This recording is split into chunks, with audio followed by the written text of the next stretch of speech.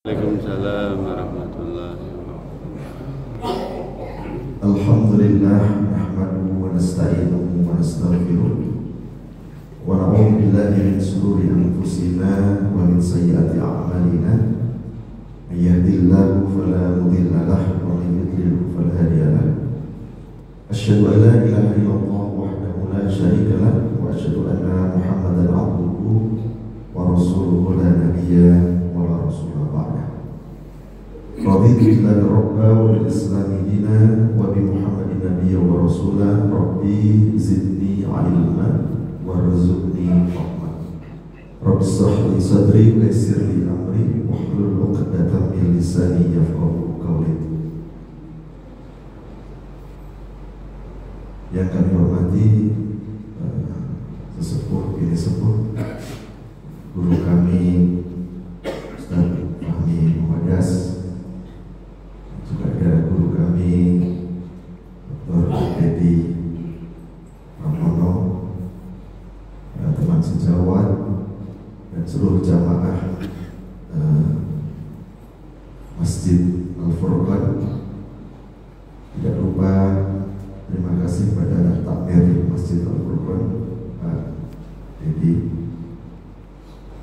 Pertama dan utama, mari kita senantiasa bersyukur atas nikmat yang telah Allah berikan kepada kita.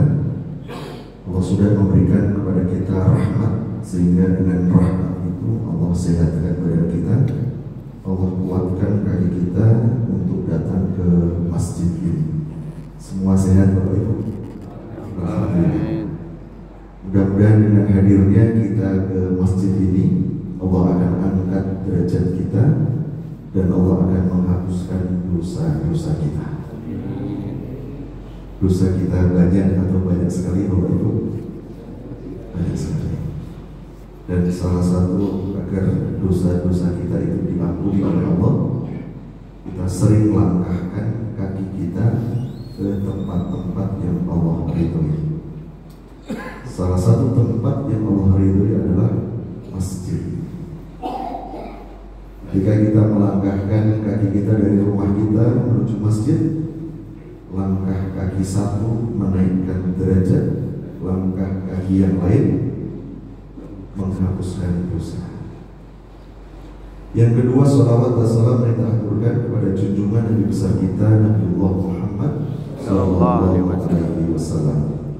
Mudah-mudahan tercurah pula kepada keluarganya, kepada para sahabatnya, dan mudah-mudahan sampai kepada kita selamatnya. Dengan satu harapan Bapak Ibu, mudah-mudahan kita semua dimudahkan oleh Allah untuk bisa melaksanakan sunnah-sunnah yang diajarkan oleh Rasulullah SAW kepada kita. Bapak Ibu salam bahagia, tak lupa mari kita berdoa. Mudah-mudahan saudara-saudara kita yang saat ini sedang sakit, dimanapun mereka berada, apapun sakitnya, mudah-mudahan segera diberi kesembuhan oleh Allah. Mudah-mudahan diangkat penyakitnya oleh Allah.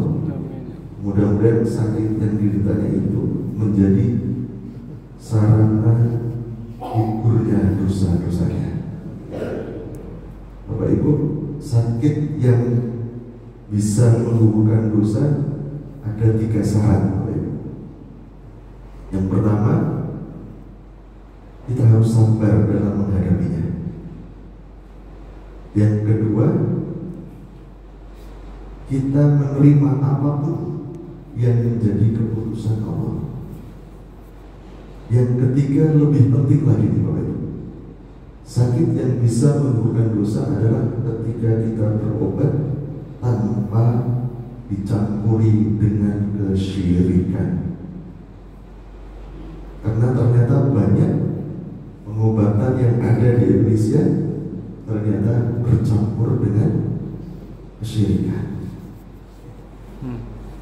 Baik Bapak Ibu berbahagia, pada pagi hari ini kita akan sama-sama belajar Bapak Ibu terkait dengan golongan yang dirindukan oleh surga. Selama ini Bapak Ibu berbahagia, kita merindukan atau dirindukan. Selama ini kita merindukan Bapak Ibu surga, merindukan. Ternyata ada ada golongan yang dirindukan oleh surga. Kalau merindukan itu kita yang rindu, kita yang ingin masuk surga. Tapi kalau dirindukan oleh surga, surga yang menunggu kita, Bapak Ibu. Tingkatannya lebih tinggi mana, Bapak Ibu? Merindukan atau dirindukan? Ibu-ibu ingin dirindukan atau merindukan saja, Bu? Oh, dirindukan. Baik, Bapak Ibu berbahagia.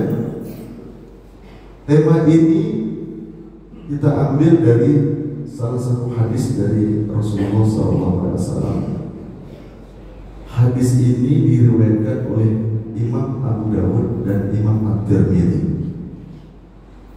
Rasulullah SAW bersabda, "Al-jannatu mustaqatun ila arba'ati nafar." Surga itu merindukan 4 golongan. Siapa saja yang dirindukan oleh surga? Yang pertama, talil Quran, orang-orang yang rajin membaca Al-Quran. Yang kedua, wahafidil lisan, orang-orang yang menjaga lisannya.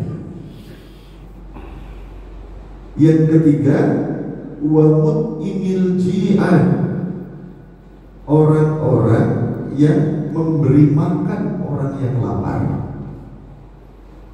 Yang keempat, wasaimin fi syahri Ramadan, dan orang-orang yang berpuasa di bulan Ramadan.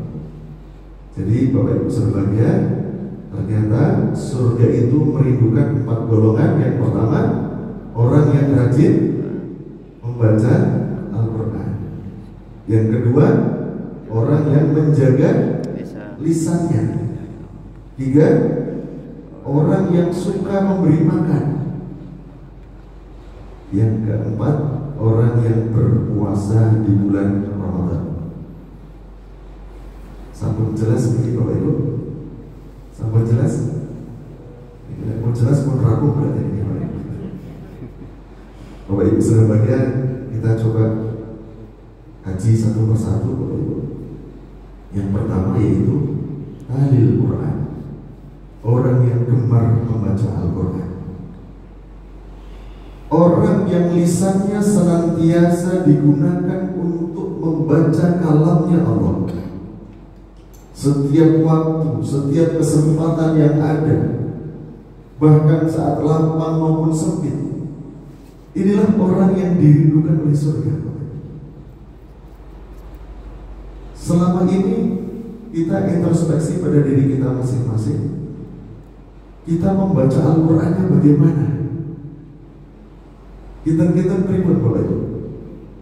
Sa'legone nopo sa'legone. Bapak Ibu berbahagia, mari kita berupaya tiap hari bisa membaca Al-Quran.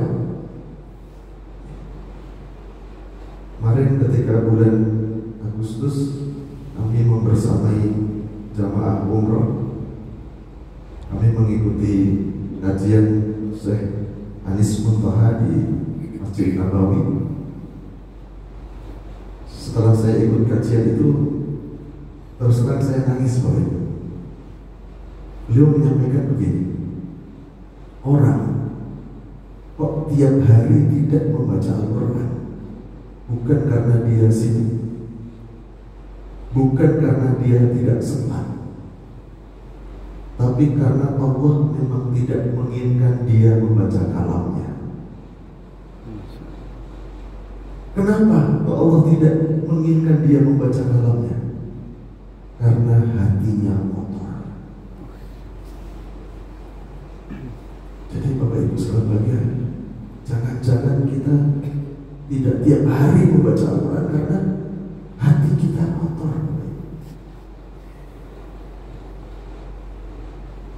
Bapak Ibu berbahagia, selain dirindukan oleh surga, orang yang rajin membaca Al-Quran, hatinya akan tenang. Surat Ar-Ra'd ayat 28. A'udzubillahi minasyaitonir rajim. Alladzina amanu wa tatma'innu qulubuhum bi dzikrillah. Orang-orang yang beriman dan hati mereka menjadi tentram karena mengingat Allah, karena zikir kepada Allah. Bapak Ibu, zikir kepada Allah itu macamnya banyak sekali. Kita sholat 5 waktu, tambah sholat sunnah itu dalam rangka ingat kepada Allah. Kita membaca takbir, membaca tasbih, membaca tahmid, membaca tahlil, membaca sholawat itu dalam rangka zikir kepada Allah. Kita berdoa, doa pagi, petang itu dalam zikir kepada Allah. Tapi ternyata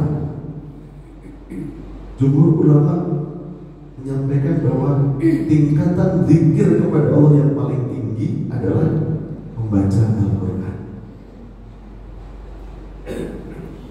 Makanya kemudian ayat selanjutnya, ala bi dzikrillah tatma'innul qulub. Ingatlah dengan kamu zikir kepada Allah, sering membaca Al-Quran, hatimu akan tenang. Orang-orang yang rajin membaca Al-Quran, hidupnya tidak gampang galau, tidak gampang bersedih hati. Karena apa? Tenang hatinya. Tidak ada rumusnya hidupnya gundah gulana, merana dan lain sebagainya. Bapak Ibu sekalian, surat Al-Isra ayat 82. Wa yunazzilu minal Qur'ani ma huwa shifaa'un.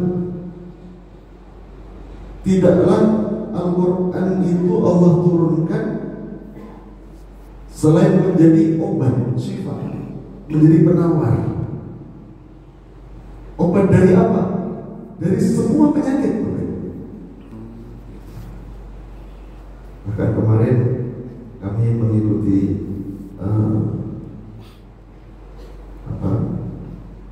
workshop terkait dengan terapi Al-Quran. Di Semarang itu ada namanya Sahabat Mata. Di sana tempat belajar teman-teman kita tunanetra untuk membaca Al-Quran.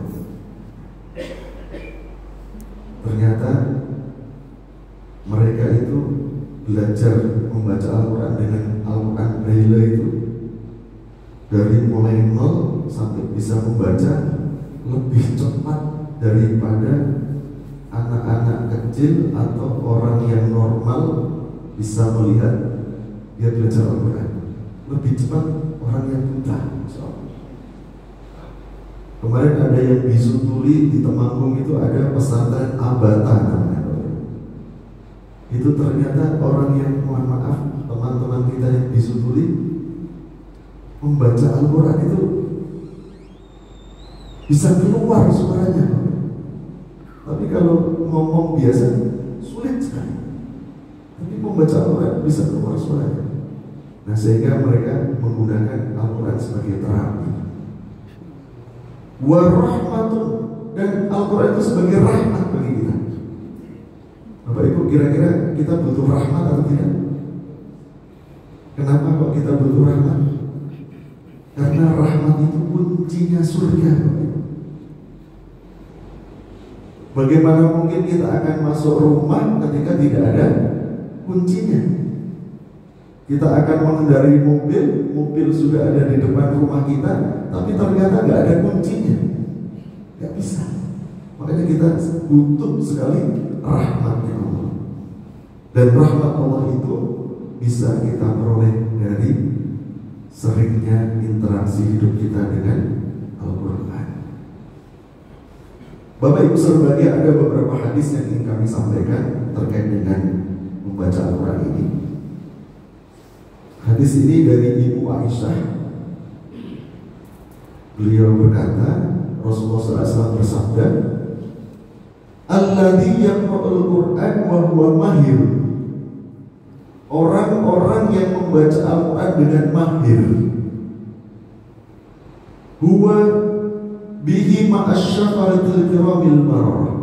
Hidupnya kelak akan bersama para malaikat di surga. Senang nggak Bapak Ibu? Hidupnya dengan para malaikat di surga. Syaratnya membaca Al-Qur'annya dengan mahir, dengan tartil, sesuai dengan makhorijul hurufnya. Bagaimana bagi kita yang belum mahir membaca Al-Quran, belum tartil membaca Al-Quran? Jangan bersedih hati, Bapak. Karena apa? Hadis selanjutnya, wallati yaqra'uhu wa huwa alaihi syaqun. Orang yang membaca Al-Quran itu dengan terbata-bata, mengalami kesulitan membaca Al-Quran, belum bisa pas makhorijul hurufnya, belum bisa membedakan antara sin dan shad, belum bisa membedakan antara kaf dan qaf. Kata Rasulullah, falahu ajrani, maka malah justru dapat 2 pahala. Satu, pahala dia membaca Al-Quran, yang kedua pahala dia belajar membaca Al-Quran. Sehingga Bapak Ibu, mari bagi kita yang sudah mahir, alhamdulillah. Bagi yang belum mahir, kita terus belajar agar menjadi mahir. Kami punya kelas membaca Al-Quran bagi para pensiunan, Bapak. Ternyata banyak juga saudara-saudara kita yang sudah pensiun dari pekerjaan, umur di atas 60 tahun, belum bisa membaca Al-Quran sama sekali. Dan kita punya kelasnya untuk belajar membaca Al-Quran. Bapak Ibu saudara bagian, hadis yang kedua. Hadis ini diriwayatkan oleh Imam An-Nasai, Ibnu Majah, dan Hakim. Tiba-tiba suatu saat Rasulullah SAW menyampaikan kepada para sahabat, Innallaha azza wa jalla ahlina minan nas. Sesungguhnya Allah azza wa jalla itu punya keluarga di kalangan manusia. Ketika Rasulullah SAW menyampaikan hal itu, para sahabat kaget. Masa sih Allah punya keluarga di kalangan manusia? Kemudian para sahabat tanya, waman hum ya Rasulullah? Siapa mereka yang disebut keluarganya Allah itu? Kemudian Rasulullah SAW menjawab, wa inna ahlal Qur'an ahlullah. Sesungguhnya orang-orang yang rajin membaca Al-Quran, gemar membaca Al-Quran, adalah keluarganya Allah. Bapak Ibu, kalau sudah jadi keluarganya Allah itu, hidupnya akan senang atau senang banget. Senang banget. Di kehidupan dunia saja kita menjadi salah satu keluarga dari misalnya pejabat, oh senang. Jangankan keluarga. Saya punya teman yang rumahnya di Hambalang saja, ketika Pak Prabowo jadi presiden, oh senangnya luar biasa. Oh, tetangga saya jadi presiden. Baru tetangga saja udah senang. Ini kok jadi keluarga. Nah ini keluarganya Allah. Allah zat yang menghidupkan kita, yang mencukupkan kebutuhan kita, yang memberi rezeki kepada kita. Dan luar biasanya Bapak Ibu, akhir hadis ini, wa khassatuhu, Allah akan memprioritaskan hidupnya. Orang yang gemar membaca Al-Quran itu hidupnya diprioritaskan oleh Allah. Bapak Ibu, urusan dunia saja ketika kita diprioritaskan, senang. Bapak Ibu masuk ke bank misalnya mau nabung uang, lainnya pada ngantri, panjenengan datang langsung dilayani, senang kan atau tidak Bapak Ibu? Senang. Kita masuk ke tempat praktek dokter misalnya, semuanya ngantri, kita baru datang langsung dilayani, diperiksa, dikasih resep, dikasih obat. Senang gak Bapak Ibu? Senang. Ini kok yang mau memprioritaskan kok zat yang menghidupkan kita. Ini luar biasa Bapak Ibu. Makanya Bapak Ibu sebagian ketika kita ingin hidupnya istimewa, diprioritaskan oleh Allah, salah satu caranya kita gemar membaca Al-Quran. Bapak Ibu sebagian, ternyata kedudukan kita besok di surga itu tergantung dengan bacaan Al-Quran yang kita baca. Ini ada asbabul nurutnya dalam hadis ini. Ketika ada dua orang yang hidupnya di dunia berteman, sama-sama sholat, sama-sama puasa, sama-sama bayar zakat, bahkan sama-sama berangkat haji. Tapi salah satu dari mereka ternyata kedudukannya lebih tinggi. Kemudian salah satunya tanya kepada Allah, ya Allah, itu teman saya dulu di dunia, kok kedudukannya lebih tinggi daripada saya? Apa jawab Allah? Temanmu itu membaca Al-Qurannya lebih banyak daripada kamu. Makanya hadisnya dikatakan yuqalu li sahibil Quran, dikatakan kepada orang-orang yang gemar membaca Al-Quran, Iqra, bacalah, wartaqi, dan naiklah, warattil kama kunta turattilu fid dunya, dan bacalah Al-Quran dengan tartil sebagaimana engkau membacanya ketika di dunia. Hasilnya apa Bapak Ibu? Hadis selanjutnya, fa inna manzilataka inda akhiri ayat taqra'uha. Karena ingatlah, tempatmu, kedudukanmu di surga itu tergantung terakhir ayat yang kamu baca. Artinya seberapa banyak ayat Al-Quran yang kamu baca. Kira-kira Bapak Ibu, kalau kita sudah tahu hadis-hadis seperti ini, kita lebih semangat dari Bapak Ibu untuk membaca Al-Quran. Mari Bapak Ibu, kita lebih semangat membaca Al-Quran. Dalam hidup kita 24 jam sama, orang manapun sama.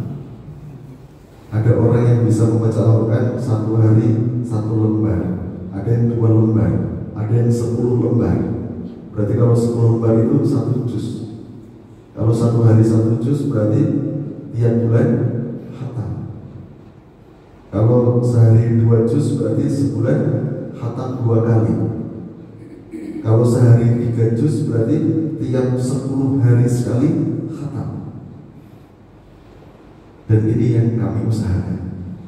Sesibuk apapun, pokoknya paling tidak sehari 3 juz, biar tiap 10 hari sekali khatam. Bapak Ibu sekalian, itu golongan yang pertama yang dirindukan oleh surga. Golongan yang kedua Bapak Ibu, orang yang dirindukan oleh surga adalah orang yang menjaga lisannya. Menjaga dari apa? Dari berkata kotor, dari mencaci maki, dari menghujat, dari memfitnah, dari menghibah, dan sebagainya. Bapak Ibu sekalian, hadis Imam Bukhari dan Muslim, mungkin ini sudah kita hafal semua. Rasulullah bersabda, "Man kana yu'minu billahi wal yawmil akhir falyakul khairan." Barang siapa yang beriman kepada Allah, beriman kepada hari akhir, katakanlah yang baik. Ternyata Bapak Ibu, apa yang keluar dari mulut kita itu adalah cerminan dari keimanan kita. Orang yang mulutnya mengeluarkan kata-kata jorok, kata-kata menghujat, kata-kata mencaci maki, itu menandakan imannya juga tidak baik. Aulias atau dia pilihannya bagi orang yang beriman itu adalah berkata baik, kalau tidak bisa diam. Luar biasanya Bapak Ibu, hadis selanjutnya wa man kana yu'minu billahi wal yawmil akhir falyukrim jarahu. Barang siapa yang beriman kepada Allah, beriman kepada hari akhir, maka muliakanlah tetangganya. Artinya Bapak Ibu, tetangga kita adalah orang yang pertama yang harus kita jaga. Jangan sampai tersakiti dengan ucapan kita. Kita harus menjaga betul, jangan sampai tetangga kita itu tersakiti karena perbuatan kita, karena perkataan kita. Karena apa? Ternyata hubungan kita dengan tetangga itu juga cerminan keimanan kita. Kalau hari ini kita punya masalah dengan tetangga kita, segera diselesaikan. Saya punya tetangga depan rumah saya itu Chinese. Pohon mangga di depan rumah saya itu daunnya ke tetangga kami. Kami datangi, oh Yongki, mohon maaf, ini saya mohon izin mau motong dahan yang ke tempat panjenengan. Ternyata beliau mengatakan, oh tidak usah dipotong dong, karena kalau dipotong malah rumah kami panas. Oh ya sudah, aman kalau begitu. Tapi saya katakan kepada beliau, oh kalau seandainya mangga itu yang ke tempat tanah panjenengan kok berbuah, itu buahnya hak panjenengan, boleh dimakan, meskipun pohon itu di tempat kami. Jadi Bapak Ibu saudara, kita jaga hubungan kita dengan tetangga kita.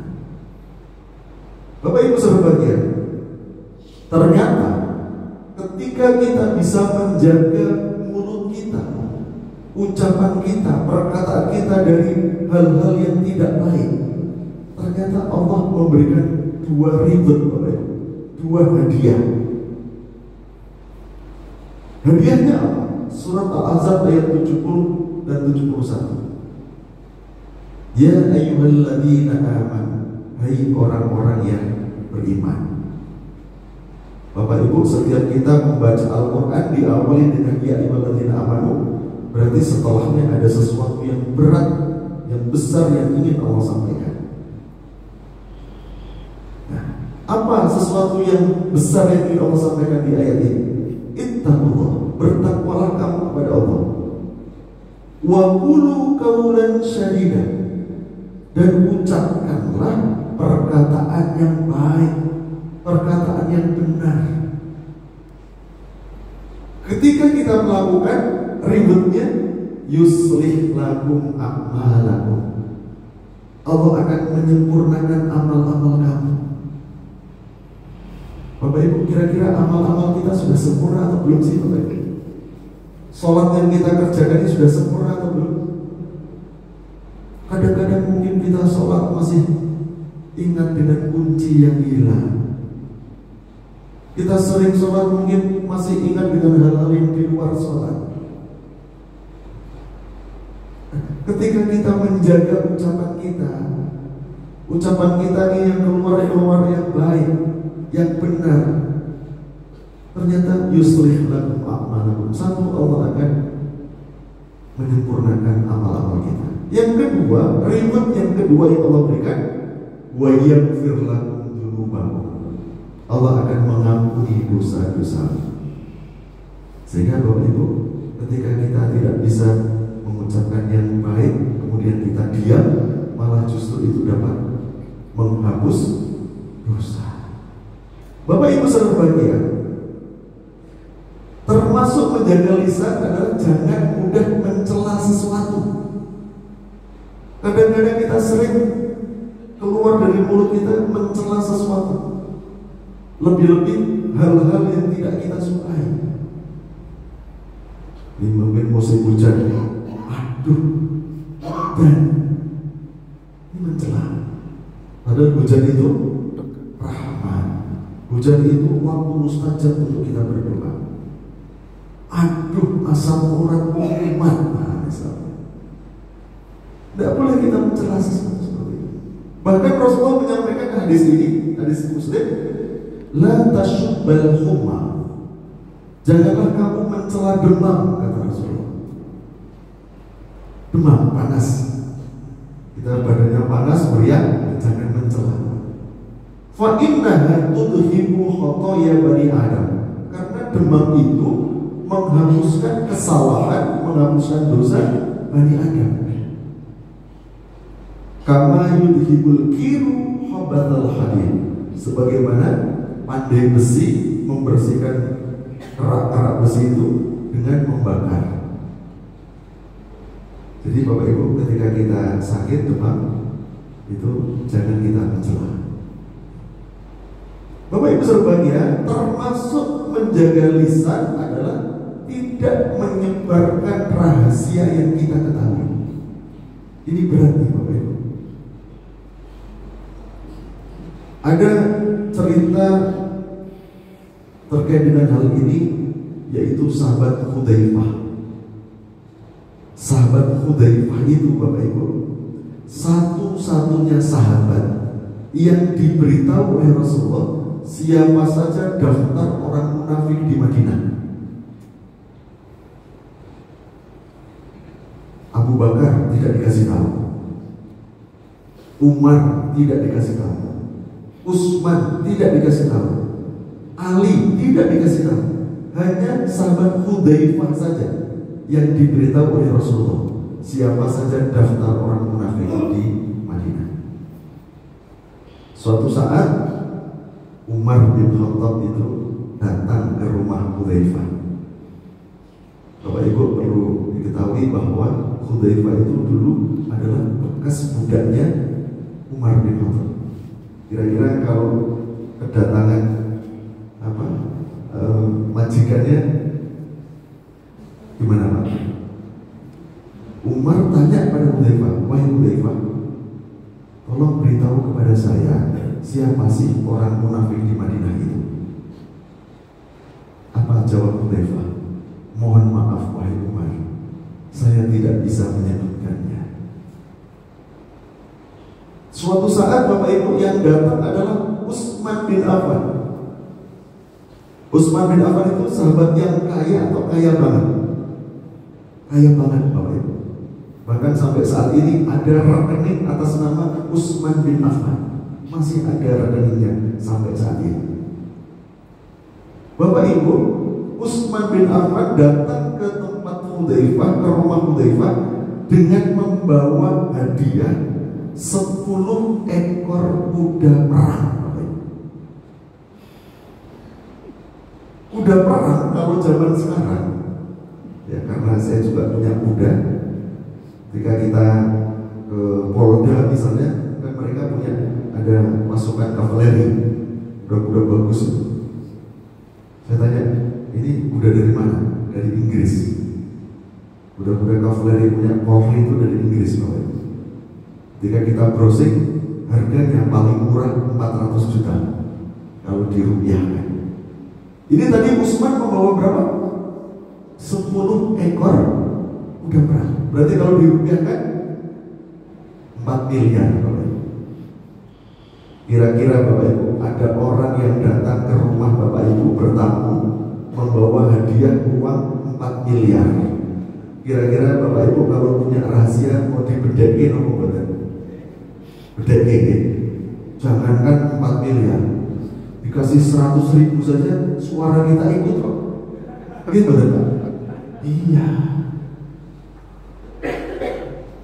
Setelah Utsman bin Affan membawa 10 ekor kuda perang dihadiahkan kepada Hudzaifah, Utsman bin Affan tanya kepada, wahai Hudzaifah, saya itu punya banyak karyawan. Adakah di antara karyawan saya itu termasuk orang-orang munafik yang disebutkan oleh Rasulullah? Kita beribadah Bapak Ibu. Nek panjenengan dados Hudzaifah badhe bedhekke apa mboten? Apa jawab Hudzaifah?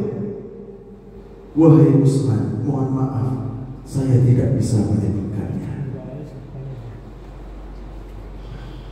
Kira-kira kalau Bapak Ibu jadi Usman gimana? Hadiahnya berarti jalur lain Bapak.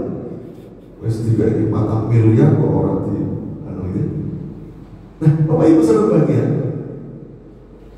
Terakhir Bapak Ibu, ketika Rasulullah sudah wafat, yang datang Ali bin Abi Thalib, datang ke rumah Hudzaifah. Wahai Hudzaifah, Rasulullah sudah wafat. Ceritakan pada saya, siapa sih orang-orang munafik yang disebutkan oleh Rasulullah yang ada di Madinah ini? Apa jawab Hudzaifah? Mohon maaf Ali, saya tidak bisa menyebutkannya. Bapak Ibu, sampai Hudzaifah itu wafat di usia 86 tahun, rahasia itu tidak terbongkar sampai saat ini. Siapa saja daftar orang munafik yang disebutkan oleh Rasulullah SAW. Inilah orang-orang yang dirindukan oleh surga, menjaga lisannya. Yang ketiga Bapak Ibu, orang yang dirindukan oleh surga adalah orang yang memberi makan. Mut'imul ji'an. Bapak Ibu sekalian, suatu ketika Rasulullah ditanya oleh sahabat, ya Rasulullah, ayul Islam khair? Ya Rasulullah, orang Islam yang bagaimana yang paling baik? Ternyata Rasulullah tidak menjawab yang tinggi-tinggi Bapak Ibu. Menjawabnya apa? Tut'imut ta'am. Islam yang terbaik itu senang memberi makan. Wa taqra'us salam, juga sering mengucapkan salam. Allah man arafta wa man lam ta'rif, baik pada orang yang kenal maupun yang tidak kenal. Di hadis yang lain Bapak Ibu, suatu saat Rasulullah ditanya oleh sahabat, ya Rasulullah, ma huwal hajjul mabrur? Yang disebut dengan haji mabrur itu seperti apa ya Rasulullah? Ternyata Rasulullah juga tidak menjawab yang tinggi-tinggi Bapak Ibu. Rasulullah menjawab apa? It'am ta'am. Haji mabrur itu orang yang bisa kasih makan. Sepulang dari tanah suci ke tanah air, semakin nyah. Kedermawanannya itu semakin tinggi. Setelah pulang haji itu tidak pelit lagi. Wa if'alus salam, dan hidupnya menyebarkan keselamatan. Artinya apa Bapak Ibu? Hidupnya itu menjadi solusi dari masalah orang lain, bukan menjadi sumber masalah. Jadi Bapak Ibu sekalian, orang-orang yang dirindukan oleh surga adalah orang yang hidupnya itu dinanti-nanti oleh orang sekitarnya. Karena apa? Memberikan keselamatan, memberikan solusi, bukan menjadi sumber masalah. Saat ini Bapak Ibu, banyak orang yang hidupnya justru jadi sumber masalah. Wah, pokoknya kalau ada orang ini, wah sudah rapat, kalau ada orang ini, wah nggak kelar-kelar gitu. Nah, orang yang dirindukan oleh surga adalah orang yang memberi makan. Alhamdulillah tadi sudah diumumkan ada sedekah Jumat, Masya Allah, luar biasa. Yang terakhir Bapak Ibu, orang yang dirindukan oleh surga adalah orang yang berpuasa di bulan Ramadan. Bapak Ibu, Ramadan tahun ini jatuh pada tanggal berapa Bapak Ibu? 1 Ramadan, bertepatan dengan insya Allah tanggal 1 Maret, harinya hari Sabtu Bapak Ibu. Berarti Bapak Ibu, kalau sekarang tanggal pinter, sekarang hari tanggal berapa? 17 Rajab, berarti masih ada kurang lebih 1,5 bulan lagi Bapak Ibu. Kita akan kedatangan tamu istimewa. Bapak Ibu, kira-kira Ramadan kemarin kita itu sudah sempurna atau belum puasa kita? Kira-kira sudah sempurna atau belum Bapak Ibu? Mungkin kita bisa menahan lapar dan dahaga, tapi mungkin kita belum bisa menahan mulut kita tadi dari ucapan-ucapan yang tidak baik.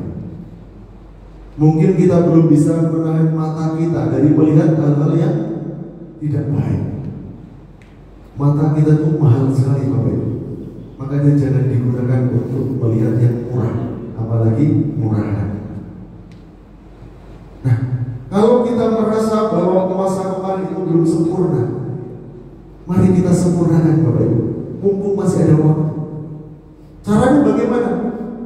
1,5 bulan ini kita perbanyak puasa sunnah.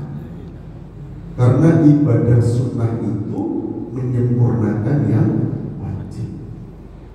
Nah, yang terpenting Bapak Ibu adalah kita berupaya agar puasa besok itu menjadi puasa yang terbaik dalam hidup kita. Tidak biasa-biasa saja. Kita berupaya agar merubah Ramadan besok ini Ramadan yang terindah, Ramadan yang terbaik dalam hidup kita. Caranya bagaimana? Mulai sekarang Bapak Ibu, kita sudah planning kira-kira ibadah-ibadah apa yang mau kita lakukan di bulan Ramadan besok. Kita punya target-target ibadah. Kira-kira apa ini yang mau jadi andalan kita? Ibadah di bulan Ramadan harus kita tingkatkan betul.